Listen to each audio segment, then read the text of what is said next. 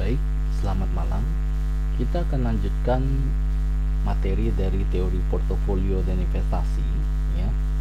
Ini kita yang bagian ini menghitung return investasi kita masukkan ke dalam bab 3 ya. Jadi pertemuan kemarin itu adalah sampai di bab 2 bagian 7. Nah, kali ini kita akan mulai di bagian bab 3 bagian 1 ya. Kita akan mulai dari sini, menghitung dari return investasi. Nah, investor membeli sekuritas mengharapkan yang namanya return atau imbalan atas dari investasinya. Keuntungan atau kerugian dari investasi ini disebut dengan return atas investasi. Nah, total return atas investasi umumnya mempunyai dua komponen. Yang pertama itu dalam bentuknya tunai ya. Apapun yang diterima ketika mempunyai investasi itu misalkan adalah bentuknya dividen ya. Yang kedua adalah nilai aset yang dibeli mungkin akan berubah dengan adanya yang namanya adalah capital gain and capital loss ya. Ini dua komponen yang baik secara tunai maupun secara nilai aset. Baik, kita lanjut. Nah, yang pertama adalah contoh soal dari return investasi yang pertama. Mr. Levi membeli 100.000 lembar saham biasa Hexindo Adi Perkasa pada harga Rp1.000 per lembar dan dijual 1 tahun kemudian dengan harga Rp1.200 per lembar. Nah, dividen adalah Rp50 per lembar. Pada akhir tahun, Mr. Levi ingin mengetahui apa yang akan terjadi dengan investasinya ini ya. Jadi jawabannya adalah total return rupiah atas investasi yang dibuat oleh Mr. Levi adalah penjumlahan dari nilai dividen secara total dengan capital gain, yaitu 5 juta diperoleh dari 50.000 per lembar dikalikan dengan 100.000 lembar, dapatlah 5 juta. Kemudian tambah dengan capital gain. Capital gain di sini adalah 20 juta diperoleh dari selisih antara harga jual maupun dengan harga beli.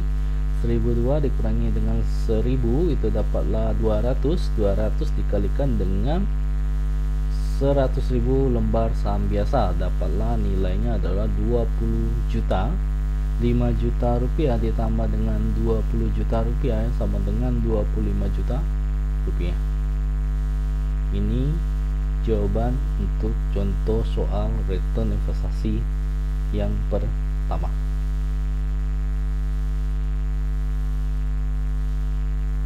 Baik, kita akan lanjutnya. Contoh soal return investasi yang kedua ya. Penjelasan: ada harga penutupan per lembar saham pada tanggal 1 Januari 2019. Di dalam kasus ini dalam rupiah itu adalah Rp1.000. Dividen selama tahun 2019 yaitu adalah sebesar Rp50. Kemudian harga penutupan per lembar saham pada tanggal 31 Desember 2019 adalah Rp900. Kita akan menghitung yang namanya dividend yield atau yang biasa disebut dengan DY. DY sama dengan DT per PT kurangi 1 ya. DY sama dengan nilai dari dividennya selama tahun 2019 itu adalah 50. PT kurang 1 itu adalah harga penutupan per lembar saham itu pada saat awal tahun. Nah, itu adalah Rp1.000. 50 dibagi dengan Rp1.000 itu adalah dapat 0,05 atau sama dengan 5% ya. Nah, berikutnya kita akan menghitung yang namanya capital gain atau loss. Capital gain or loss itu adalah PT dikurangi dengan PT kurang 1 dibagi dengan PT kurangi 1 ya. Jadi itu adalah harga penutupan per lembar saham akhir tahun dikurangi dengan harga penutupan lembar saham awal tahun dibagi dengan harga penutupan lembar saham awal tahun. Jadi adalah 900 dikurangi dengan 1000, yaitu adalah minus 100 dibagi dengan 1000, dapatlah 10 minus 10%. Nah, kemudian kita akan menghitung total return. Total return sama dengan total yield ditambah dengan capital gain. Total return sama dengan 5% yang diperoleh dari dividen yield, itu 5%, dikurangi dengan capital gain atau loss ya, itu adalah minus 10%. Jadi 5% dikurangi dengan 10%, hasilnya adalah total returnnya adalah negatif 5%. Berikut ini adalah jawaban dari contoh soal return investasi 2.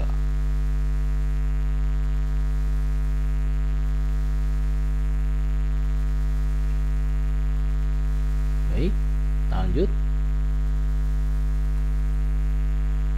Berikutnya adalah contoh soal return saham biasa ya. Return saham biasa. Mr. Edi membeli saham biasa Unilever Indonesia pada harga Rp16.350 per lembar. Setelah 1 tahun, harga sahamnya adalah Rp18.200 per lembar saham.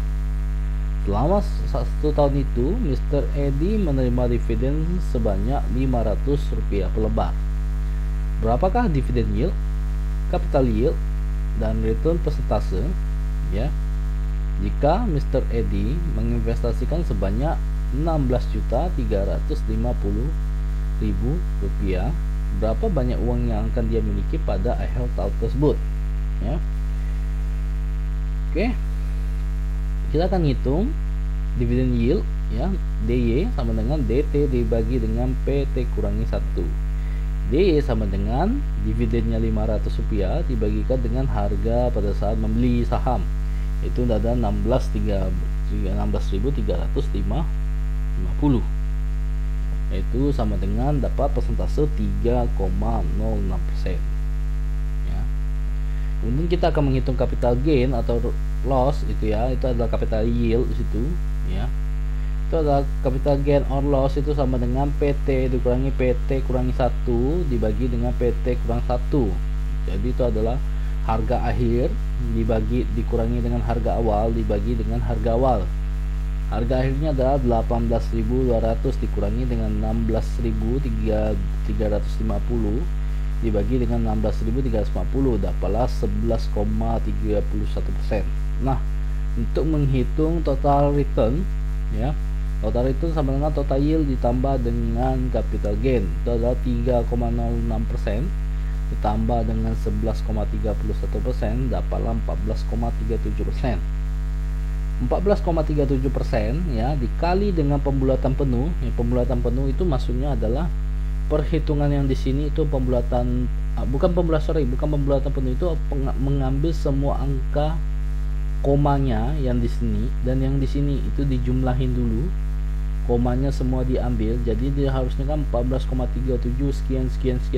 Diambil semua dikalikan dengan investasinya 16.350. Nanti nilai investasinya itu dijumlahin perhitungannya 14,37% sekian ini kali dengan ini, nanti kan dapat hasilnya tuh. Hasilnya dijumlahkan dengan 16.350.000 ini, dapatlah 18.700.000 ya. Ini adalah contoh soal perhitungan dari return saham biasa.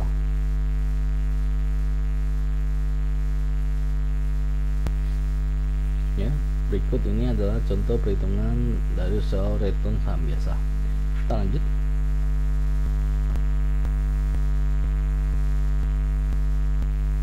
Menghitung risiko. Investasi seharusnya tidak hanya memperhatikan return tapi juga memperhatikan risiko ya. Risiko sering diasosiasikan dengan variabilitas atau dispersi ya. Jika suatu aset tidak mempunyai variabilitas, maka aset tersebut dapat dikatakan tidak mempunyai risiko. Semakin besar variabilitas return suatu aset, maka semakin besar kemungkinan return yang berbeda dengan hasil yang diharapkan. Pengukuran variabilitas return yang paling umum digunakan itu adalah nilai dari variance dan standar deviasi atau deviasi standar. Nah, dua ini sudah harusnya dipelajari di statistika bisnis 1. Harusnya semua udah paham. Jadi saya tidak jelasin secara mendetailnya, secara mengikuti rumus ya.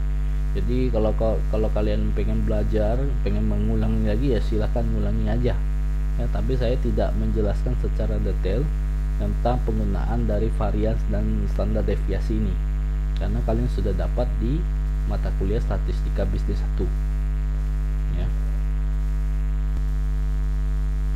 Baik, kita lanjut. Nah, ini ada salah satu contoh untuk menghitung risiko. Untuk memberi contoh menghitung variabilitas return historis, anggap saja ada dua sekuritas yang memasukkan return tahunan seperti tergambar tabel di sini ya. Ada sekuritas BBAA dan sekuritas KKSS di tahun 2015 sampai dengan tahun 2019. Untuk return tahunan BBAA itu 2015 adalah 5%, 2016 adalah minus 15%, 2017 adalah 10%, 2018 adalah 38%, 2019 adalah 17%. Tapi kalau untuk return tahunan untuk KKSS selama 2015 sampai dengan 2019 hanya 11% saja. Maka kalau kita hitung rata-rata dari return sekuritas BBA itu dijumlahkan saja ya, 5% dikurangi dengan 15% karena ini minus ya, jadi dikurang ya. Ini karena ini minus jadi ini dikurang. Ini 5% dikurangi dengan 15% tambah dengan 10% tambah dengan 30% tambah dengan 17% dijumlahin lalu dibagi di 5, hasilnya adalah 11%. Nah, rata-rata untuk return sekuritas KKSS yaitu adalah 11% tambah 11% tambah 11 tambah 11 tambah 11 dijumlahin dibagi 5, hasilnya juga 11%. Wah, jadi kalau kita lihat BBAA sama KKSS ini, BBAA itu sangat bervariatif sekali nilainya, sedangkan KKSS itu adalah stabil, tetap tidak berubah, tapi mempunyai rata-rata yang sama, yaitu sama-sama 11%. Perhatikan bahwa return dari tahun 2015 sampai dengan 2019 security KKSS adalah selalu tepat, tidak pernah menyimpang dari nilai rata-ratanya yaitu 11%. Sedangkan return untuk sekuritas BBAA tidak pernah tepat 11% ya. Baik, kita lanjutannya ya. Nah, terlampir data tabel seperti ini, kita akan menghitung yang namanya variance return ya, variance return. Jadi variance returnnya dihitungnya dengan berdasarkan seperti ini ya. Nah, ini adalah penjumlahan dari nilai frekuensi yang ada di sini. Ini nilai frekuensi ya namanya ya. Ini nilai frekuensi.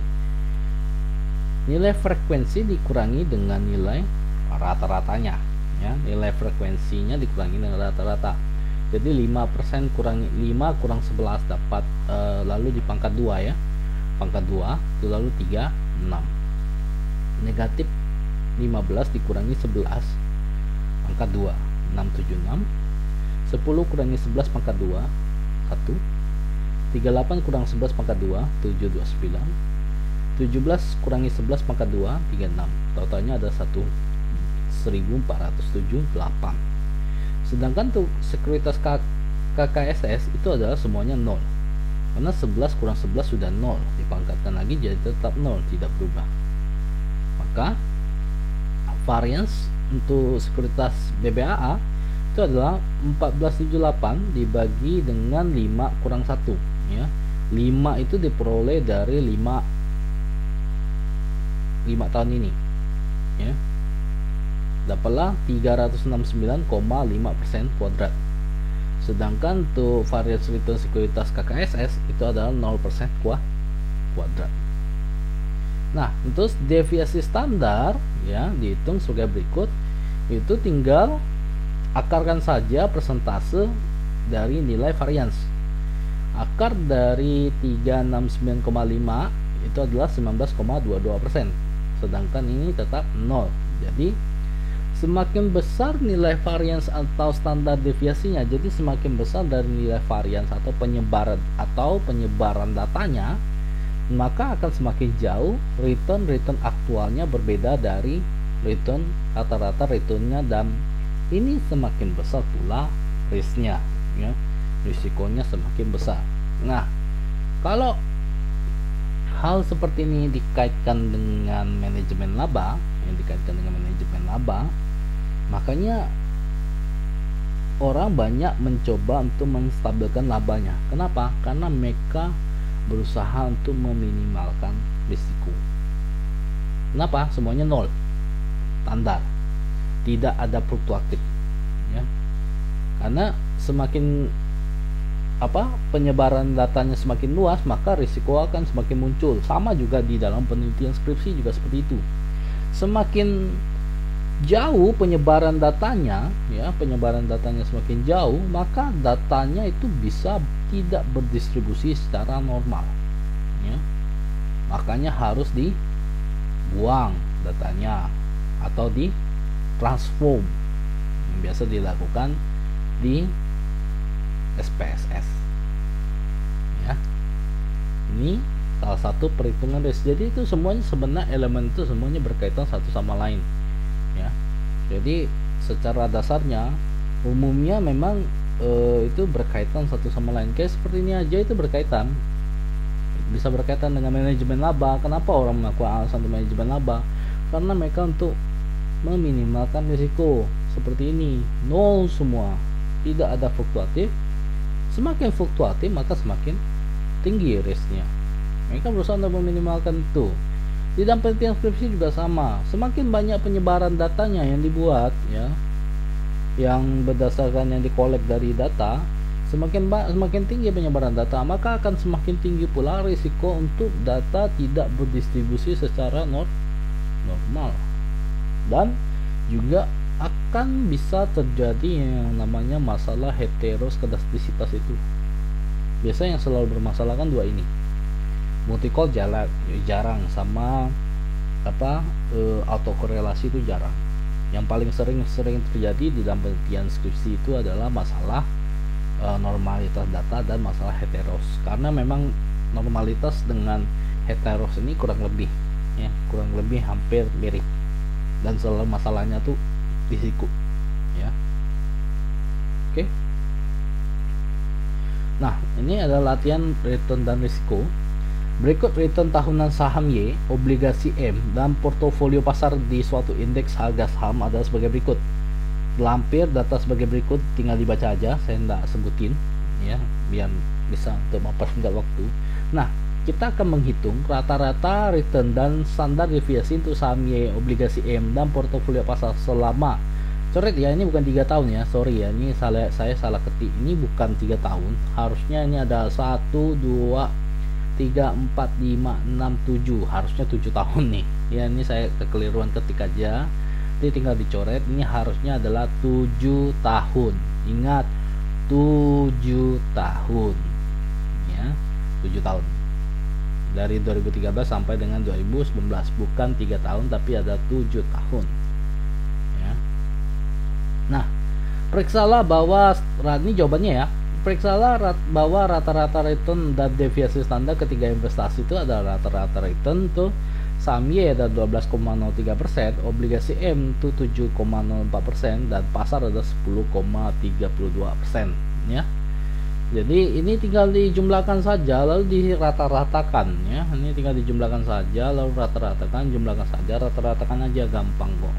Kalau kita input ke dalam Excel, ini tinggal input aja semua nih ya, input aja lalu masukin rumus average ya, sama dengan average lalu di sum ini sampai dengan sini, dapatlah hasilnya adalah 12,03, 7,04 dan 10,32 ya. Nah, Untuk standar deviasi ini tinggal bisa juga menggunakan rumus Excel ya. Menggunakan rumus Excel, masukkan aja rumus standar deviasi ya. Kalau nggak salah saya tadi itu sama dengan stdev ya. Nah, lalu buka kurung, lalu ini diblok aja seperti biasa, diblok aja masing-masing ya, ngerjakan masing-masing, diblok. Nanti akan hasilnya standar deviasinya adalah untuk saham Y adalah 19,65%, obligasi M adalah 2,37%, pasar adalah 16,92%. Ya, jadi begitu ini adalah jawaban untuk rata-rata return dan standar deviasi aja. Nanti bisa dicoba sendiri di Microsoft Excel ya. Coba sendiri di Microsoft Excel. Baik, jadi sebenarnya bab 2 itu sebenarnya sampai di sini. Nah, ya. Jadi ini adalah untuk bab 3 ya. Jadi tapi saya gabungin aja di bab 3. Jadi bab 3 kita mulai dari latihan menghitung return investasi sama risiko tadi ya, sama dengan ini ya. Jadi ini kita akan masuk ke bab 3 ya, mengenai tentang pasar modal di Indonesia.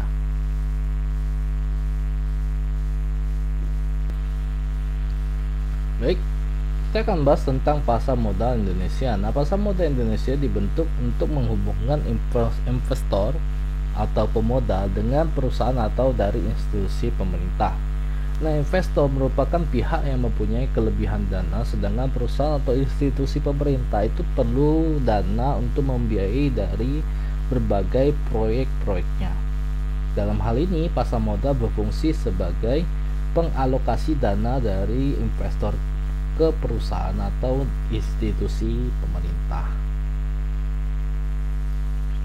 Nah, yang berikutnya adalah emiten. Nah, biasanya perusahaan itu lebih disebut dengan namanya emiten, terutama bagi mereka yang sudah go public atau sudah melistingkan diri atau menerbitkan saham di Bursa Efek Indonesia. Nah, emiten itu adalah merupakan sebutan bagi perusahaan yang menerbitkan saham atau obligasi atau bond dan pembelinya adalah masyarakat umum. Emiten saham menjual saham melalui penawaran umum, baik penawaran umum perdana atau initial public offering atau IPO kepada investor publik, penawaran kepada pemegang saham yang ada atau right issue, maupun penawaran saham berikutnya atau season end equity offering ya. Emiten obligasi itu menjual obligasi melalui penawaran umum baik pada saat IPO juga maupun penawaran obligasi berikutnya. Yang berikutnya adalah bursa efek ya. Di bursa efek, saham dan obligasi serta sekuritas jangka panjang lainnya diperdagangkan antar investor. Undang-Undang tahun nomor 8 tahun 1995 tentang pasar modal mendefinisikan bahwa bursa efek adalah pihak yang menyelenggarakan atau menyediakan sistem dan sarana untuk menyelenggarakan dan menyediakan sistem untuk mempertemukan penawaran jual dan beli efek pihak-pihak lain dengan tujuan untuk memperdagangkan efek antara mereka. Jadi saya ulangi ya, tadi saya agak kacau di sini. Sorry. Undang-Undang nomor 8 tahun 1995 tentang pasar modal mendefinisikan bursa efek adalah pihak yang menyelenggarakan atau menyediakan sistem dan sarana untuk mempertemukan penawaran jual dan beli efek pihak-pihak lain dengan tujuan memperdagangkan efek antara mereka. Nah, bursa efek dapat membentuk aliansi dengan bursa lain untuk meningkatkan efisiensi dan likuiditasnya. Contoh, pada tanggal 30 November 2007, ini kayaknya bukan 2017 deh. Ntar ya, saya coba cek bentar ya. Oh iya, mohon maaf saya ralat lagi ya, ini ada kesalahan. Ini harusnya itu 30 November 2007 ya, 2007 bukan 2017. Ini salah informasi. Ini pada tanggal 30 November 2007 ya, 2007 bukan 2017 ya, 2007. Itu adalah BEJ dan BLS itu bergabung dan berganti nama menjadi Bursa Efek Indonesia ya. Jadi itu 2007 bukan 2017 ya. Ini ada kekeliruan sedikit ya, kekeliruan sedikit. Oke, kita lanjut ke Oke, sampai di sini dulu ya, sampai pembahasan di bursa efek terlebih dahulu ya. Jikalau ada yang kurang jelas seperti biasa, nanti kita diskusikan nanti di forum Google Classroom seperti biasa. Baik, terima kasih, sampai di sini dulu. Selamat malam.